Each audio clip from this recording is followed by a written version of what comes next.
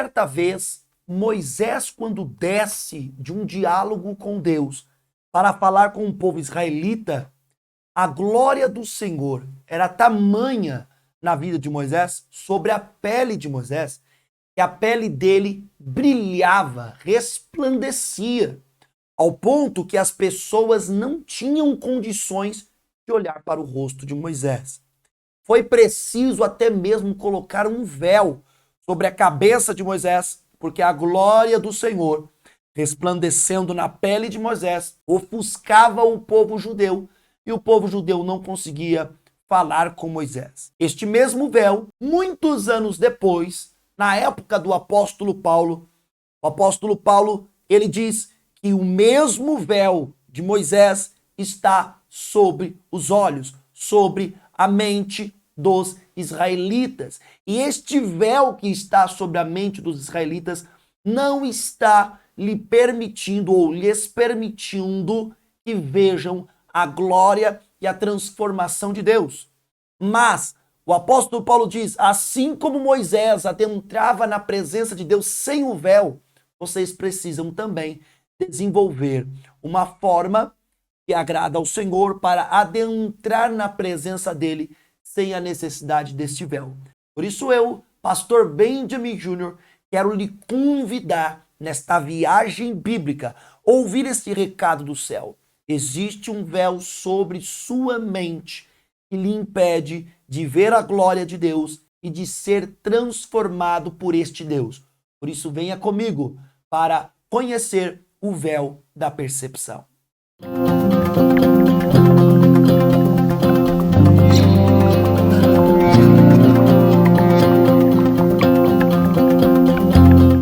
O apóstolo Paulo, em sua época, enviando uma carta para a igreja de Corinto, ele vai mostrar para os coríntios que eles, por mais que viviam num tempo tão longínquo daquela época que eu havia contado acerca de Moisés, o mesmo véu da percepção está na mente deles. O mesmo véu que Moisés precisou usar para que o povo olhasse para ele está hoje na mente do povo cristão, na mente dos coríntios. Vamos para 2 Coríntios capítulo 3, versículo 14 ao 18. Diz assim: mas a mente deles se endureceu, pois até o dia de hoje, o mesmo véu permanece sobre a leitura da antiga aliança. Não foi tirado, pois só em Cristo ele é removido. Mas até hoje, quando Moisés é lido, o véu está posto sobre o coração deles. Quando, porém, alguém se converte ao Senhor, o véu é tirado. Ora, este Senhor é o Espírito. E onde está o Espírito do Senhor, há liberdade. E todos nós, com os rostos descobertos, contemplando a glória do Senhor, somos transformados de glória em glória na sua própria imagem, como pelo Senhor, que é o Espírito. Aleluia, glória a Deus. Olha só, o apóstolo Paulo está aqui diante de uma situação emblemática, onde há muito tempo depois, o mesmo véu que o povo precisou colocar sobre a cabeça de Moisés para ter contato com Moisés, que estava revestido da glória, quando as pessoas, os judeus daquela época de Paulo, iam ler os livros de Moisés, a lei de Moisés, este véu da percepção estava. E a preocupação do apóstolo Paulo era qual?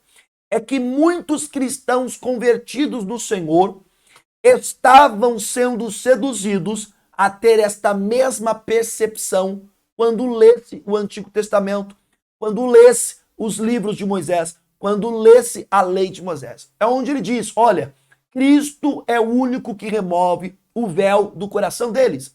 Cristo é o único que remove o véu da mente das pessoas. Hoje não é diferente. Quantas pessoas elas têm o véu da percepção, a sua forma de enxergar o evangelho? Olha, claro, eu acredito na multiforme graça, mas eu também acredito que uma interpretação da palavra, se ela não for guiada pelo Espírito, pode levar a pessoa a muito longe da real intenção pelo qual aquela palavra foi escrita. Por isso, nós precisamos, mesmo que tenhamos interpretação diferente do texto, precisamos ter a mesma guia, a mesma forma de enxergar, o mesmo espírito, ou seja, o véu da percepção não pode estar em nossos corações. Eu quero usar o texto do profeta Isaías para mostrar para você, meu querido e minha querida, como estava a mente do povo israelita. Claro, a época de Moisés é muito antes da do profeta Isaías, mas o texto do profeta Isaías já nos serve como bastante informação para entendermos como estava a mente do povo israelita. Por isso eu te chamo para o livro de Isaías, capítulo 29, versículo 10. Do 10 ao 16. Diz assim: porque o Senhor derramou sobre você o espírito de profundo sono. Ele fechou os olhos de vocês, que são os profetas, e cobriu a cabeça de vocês, que são os videntes. Guarde essa palavra, cobriu a cabeça. Para vocês, toda visão já se tornou como as palavras de um livro selado. Se derem o livro a alguém que sabe ler, dizendo, leia isto, por favor, ele responderá, não posso porque está selado. E se derem o livro a quem não sabe ler, dizendo, leia isto, por favor, ele responderá, não sei ler. O Espírito disse, visto que este povo se aproxima de mim, e com a sua boca e com os seus lábios me honra, mas o seu coração está longe de mim, e o seu temor para comigo consiste só em mandamentos ensinados por homens. Continuarei a fazer a obra maravilhosa no meio deste povo. Sim, farei obra maravilhosa e um prodígio, de maneira que a sabedoria dos seus sábios será destruída, e o entendimento dos seus entendidos desaparecerá. Ai dos que escondem profundamente o seu propósito do Senhor. Ai dos que fazem as suas próprias obras às escuras e dizem, quem nos vê? Quem sabe o que estamos fazendo? Como vocês inventam as coisas. Será que o oleiro é igual ao barro? Pode a obra dizer ao seu artífice, ele não me fez? Pode a coisa feita dizer ao seu oleiro, ele não sabe nada? Oh, glória a Deus! Deus está aqui usando a boca do profeta Isaías para retratar a condição do povo, dizendo, olha, o que eu vou dar para vocês, profetas, é como se fosse um livro selado. Se vocês dessem para alguém que sabe ler, eles não conseguiriam ler. Se você desse para alguém que não sabe ler, eles diriam, eu não vou ler porque eu não sei ler. Ou seja, aqui Deus está mostrando como que a cabeça das pessoas, elas estão tapadas, como que o véu da percepção está diante delas, porque elas não conseguem entender a ação de Deus na vida deles. Os israelitas não conseguiam entender ao ponto que este véu da percepção os levou a ter uma adoração falsa ao seu Deus, onde ele diz, esse povo me honra com os lábios, esse povo, como ele diz aqui, com a sua boca e com os seus lábios me honram, mas o seu coração está longe de mim. Olha, não é o que nós vemos nos dias de hoje? Pessoas que adoram a Deus com seus lábios. Elas buscam, elas dizem que adoram ao Senhor, mas as suas obras, os seus feitos, não coincidem com o que o Deus verdadeiro quer que andemos. Ou seja, elas dizem, eu tenho o Espírito de Deus, eu tenho Deus no coração, mas elas estão na prostituição.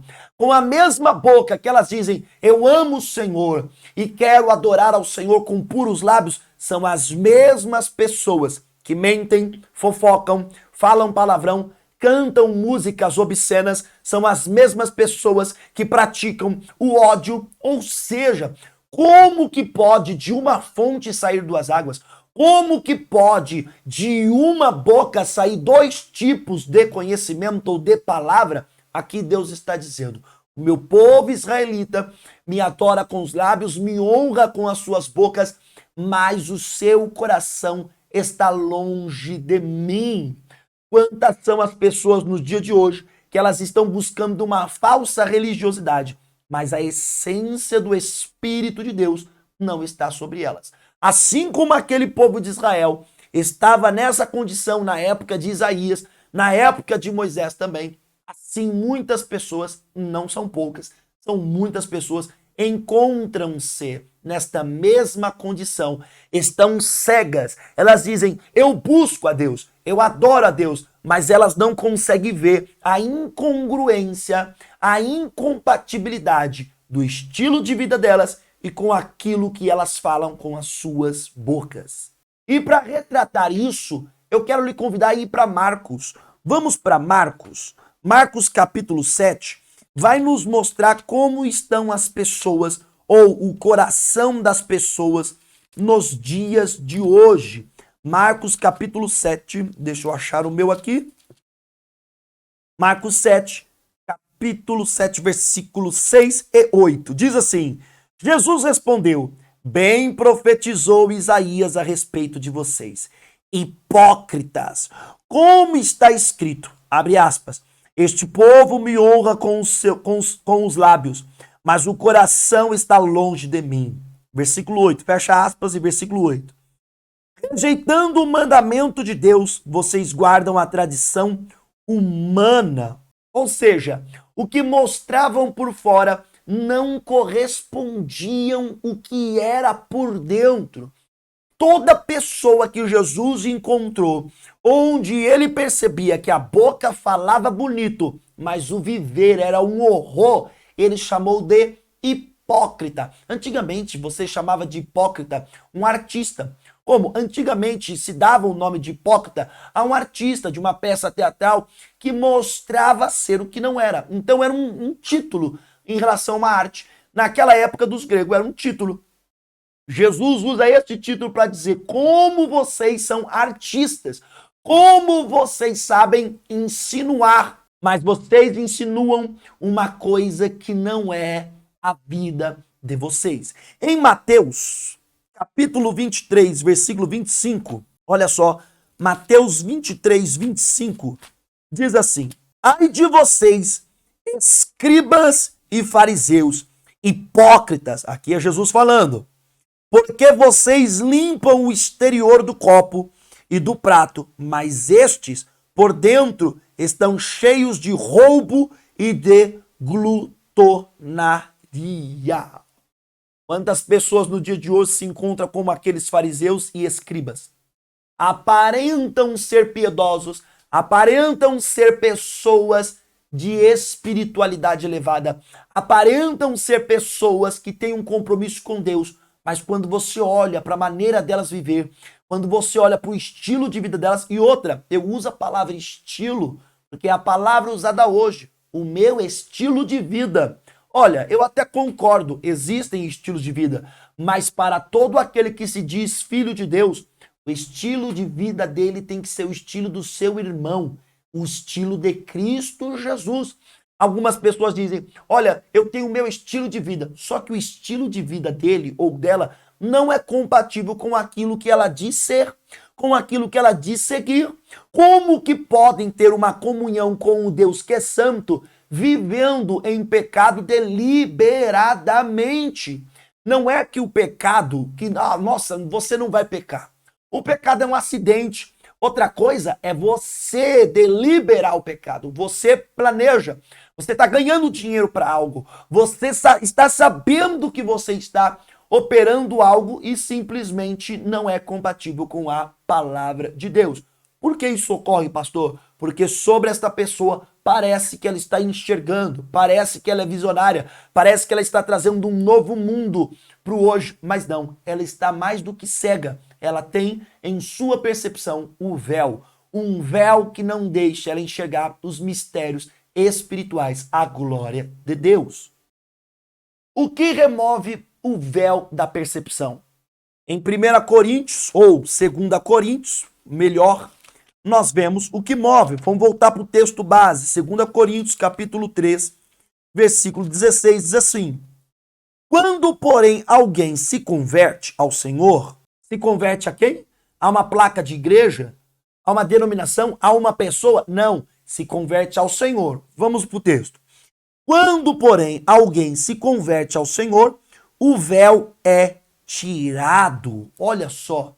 O que remove o véu da percepção? O que remove a cegueira espiritual, vamos dizer assim? O que impede você de enxergar? O que impede você, ó homem, ó mulher, de enxergar os mistérios do Senhor? O que impede, nós já sabemos, é um véu. O véu pode ser um pecado, pode ser a dureza do coração, como foi dito aqui. Mas o que remove este véu é apenas Cristo Jesus. Um encontro real, uma conversão verdadeira em Cristo Jesus. Faz toda pessoa que tem a sua percepção tapada, a sua percepção obstruída, é Cristo Jesus quem destapa, é Cristo Jesus quem desobstrui a percepção de um ser humano. Através do quê? Através de uma verdadeira conversão. Precisamos lembrar que Moisés, ele era diferente do povo. E lembra de Moisés, da história que eu contei no começo? Ele entrava na presença de Deus sem a necessidade de nenhum véu. Da mesma maneira, nós precisamos nos converter verdadeiramente para adentrar na presença de Deus sem esse véu da percepção, sem esta dureza de coração, esta cegueira espiritual. Pastor, eu ainda não entendi o ponto do véu da percepção. Ei, se o teu coração for duro ao ponto, toda a tua percepção será crítica ao ponto de você não receber os benefícios de um novo conhecimento. Então, entenda uma coisa, a tua percepção, ela é guiada pela dureza do teu coração. Se você for duro demais, como que a semente pode germinar? Como que o evangelho pode alcançar a sua vida? Como que você pode ser transformado se você se tornou duro? Por conta da dureza do povo, eles ainda tinham na sua mente o véu, o mesmo véu que Moisés precisou usar por conta do povo que estava no deserto. Mas Moisés não precisava de véu para entrar na presença de Deus.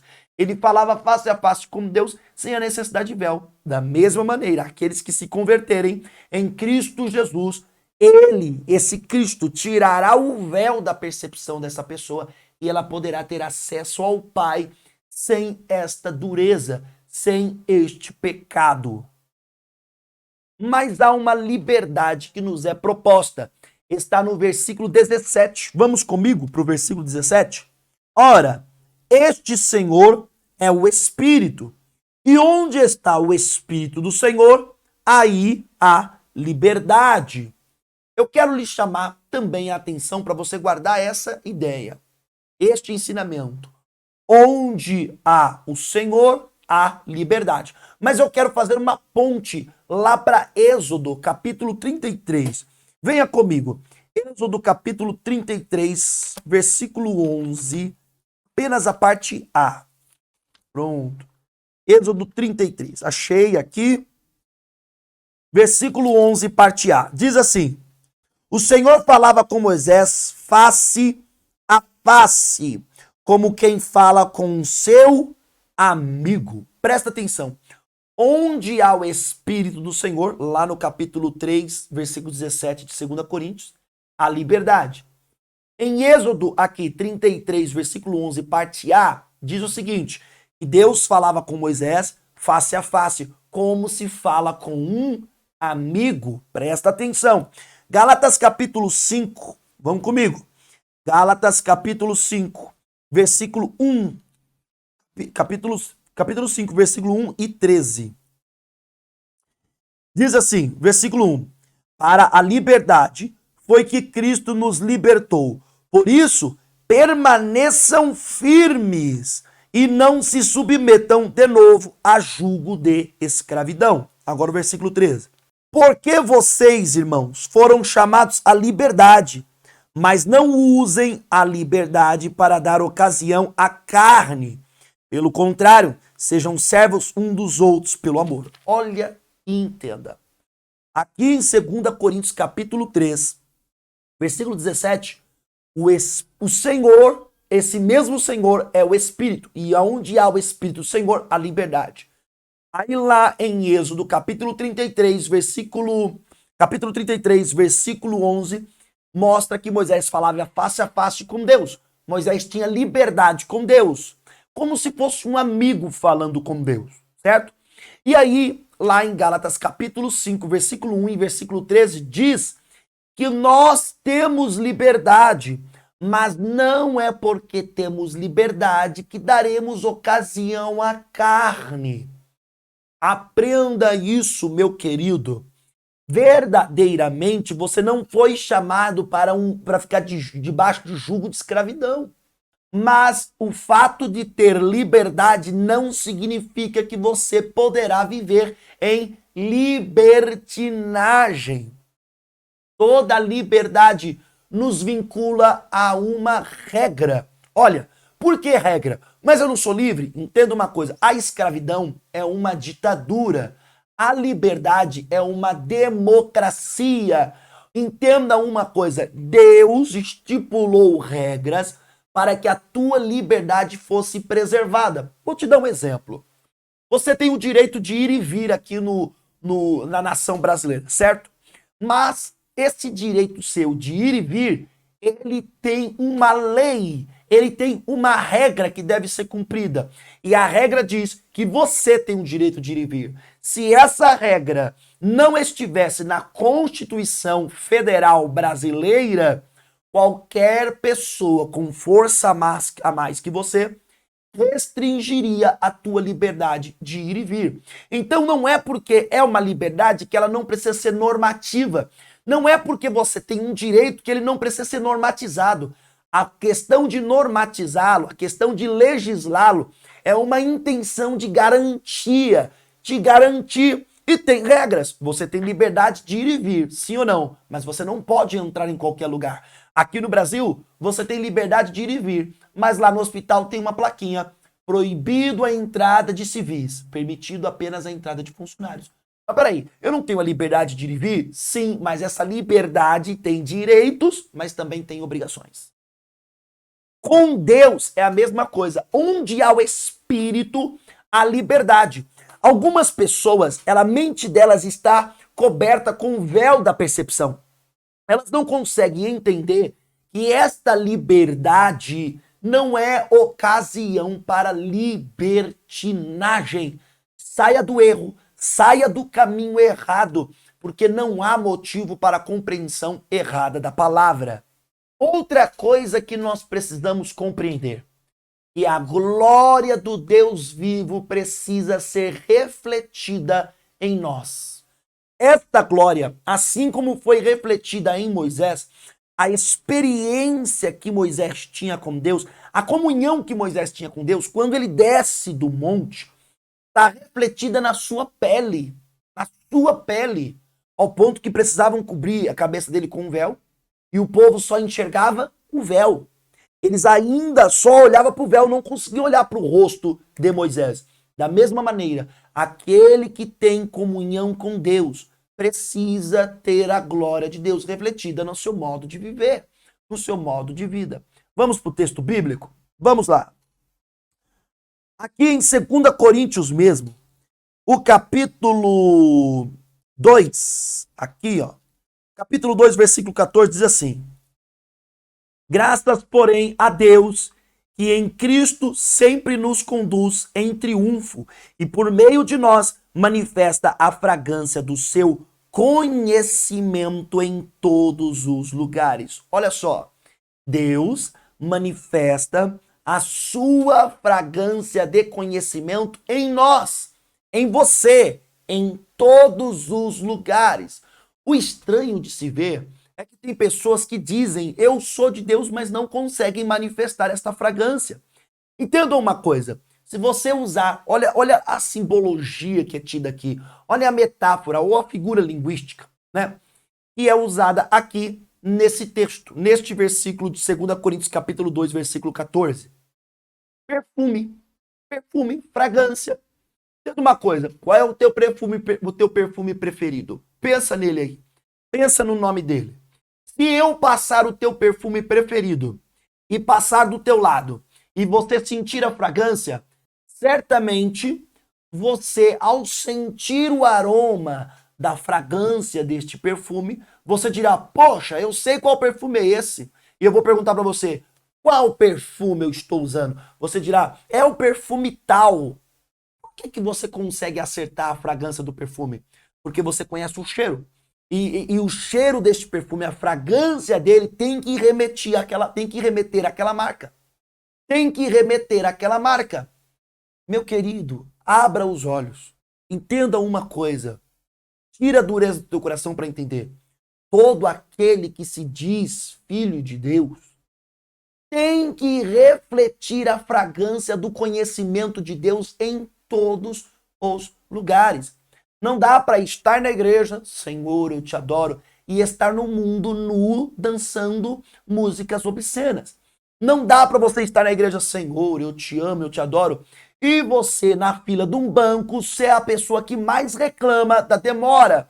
Não dá para você mostrar que de uma fonte sai duas águas. Não tem como servir a dois senhores. Se de fato você tem a essência de Cristo, ele vai transmitir a fragrância do conhecimento dele através da sua vida. Filipenses capítulo 2. Olha só, Filipenses capítulo 2, no versículo 5 diz o seguinte, do versículo 5 ao 11 diz assim: tenham entre vocês o mesmo modo de pensar de Cristo Jesus, que mesmo existindo na forma de Deus, não considerou ser igual a Deus, que deveria ser retido a qualquer custo. Pelo contrário, ele se esvaziou, assumindo forma de servo, tornando-se semelhante aos seres humanos, e reconhecido em figura humana, ele se humilhou, tornou-se obediente até a morte e morte de cruz. Por isso também Deus o exaltou sobremaneira e lhe deu um nome que está acima de todo nome. Ao nome de Jesus se dobre todo o joelho, nos céus, na terra e debaixo da terra. E toda língua confesse que Jesus Cristo é Senhor, para a glória de Deus Pai. Perceba aqui, na parte deste versículo, todo ele é importante, porque mostra o que Cristo deixou para poder cumprir a vontade do Pai. Mas a parte que eu mais enfatizei com o meu tom de voz foi: obedeceu até a morte. Ele foi obediente até a morte, e não qualquer morte, morte de cruz, que na época era como se fosse a cadeira elétrica de Roma, a pior morte instituída por Roma naquela época. Jesus sabia que ele iria ser morto e mesmo assim obedeceu ao Pai. O estranho é que tem pessoas que o véu da percepção está ainda sobre elas. Elas não conseguem entender que é necessário obedecer, às vezes abrir mão de coisas boas. Como, por exemplo, abrir mão de coisas que não são pecado, mas te leva para o pecado. Para que aquilo que ainda que é lícito, mas não edifica, seja algo que você escolha não fazer para agradar a Deus.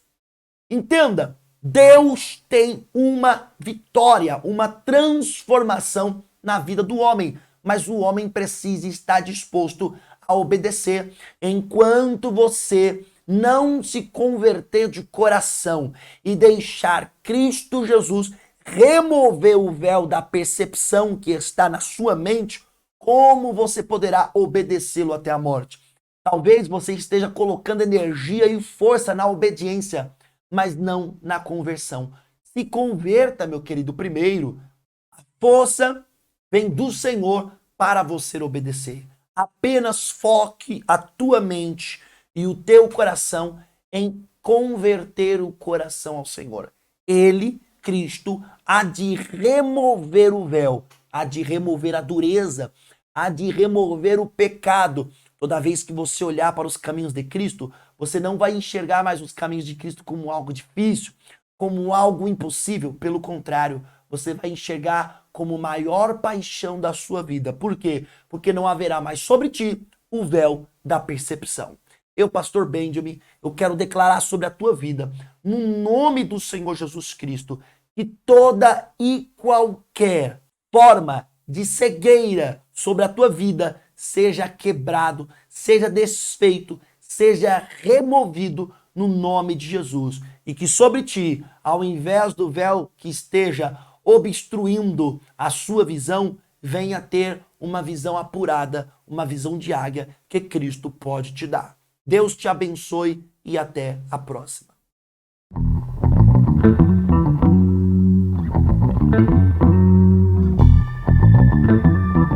Ah, já sei. É isso que eu quero te falar. Se inscreva no canal, ative o sininho, dê o seu like, faça um comentário, porque o canal só cresce se você nos ajudar a crescer.